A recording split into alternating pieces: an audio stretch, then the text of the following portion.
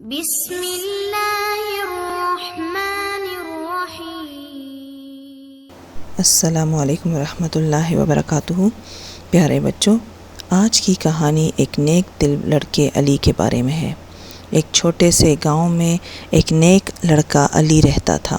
اپنی غربت کے باوجود اس نے ہمیشہ دوسروں کو اپنے سامنے رکھا اور ضرورت مندوں کی مدد کرنے کے لیے اپنے آپ کو بھلا دیتا۔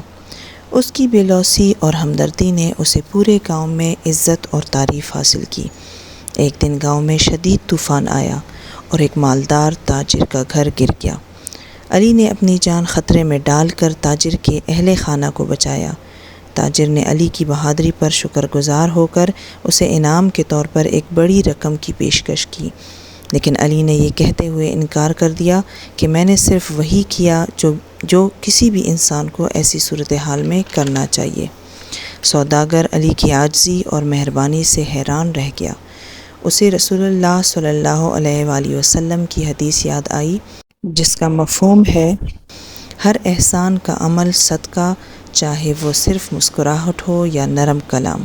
سوداگر نے محسوس کیا کہ علی کا بے لوث عمل اس حدیث کا کامل نمونہ ہے۔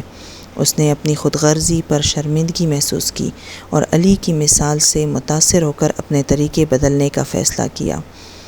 قرآن میں ارشاد ہے، بے شک اللہ ان لوگوں کے ساتھ ہے جو اس سے ڈرتے ہیں اور جو نیک عمل کرتے ہیں۔ علی کا نیک عمل اس آیت کی گواہی ہے، کیونکہ اس نے واقعی ایک اچھا کام کیا تھا اور اللہ اس کے ساتھ تھا، اس کی رہنمائی اور حفاظت کرتا تھا۔ اس دن سے تاجر اور پورے گاؤں نے علی کی مثال کی پیروی کرنے کی کوشش کی۔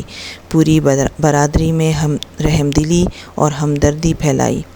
علی کی بے لوثی نے اچھے کاموں کے سلسلہ وار رد عمل کو جنم دیا، دوسروں کو بھی ایسا کرنے کی ترغیب دی۔ پیارے بچوں، کسی بھی قسم کے لالچ کی امید کے بغیر اچھے کام کرنا ایمان اور عاجزی کی حقیقی علامت ہے۔ اب آپ سوچ کر بتائیں، آج پورے دن میں آپ نے کون سی نیکی کا کام کیا؟ اگر نہیں کیا تو ایک چھوٹی سی نیکی تو آپ گھر پر ہی کر سکتے ہیں۔ اگلی کہانی تک اپنا خیال رکھیں۔ اللہ حافظ۔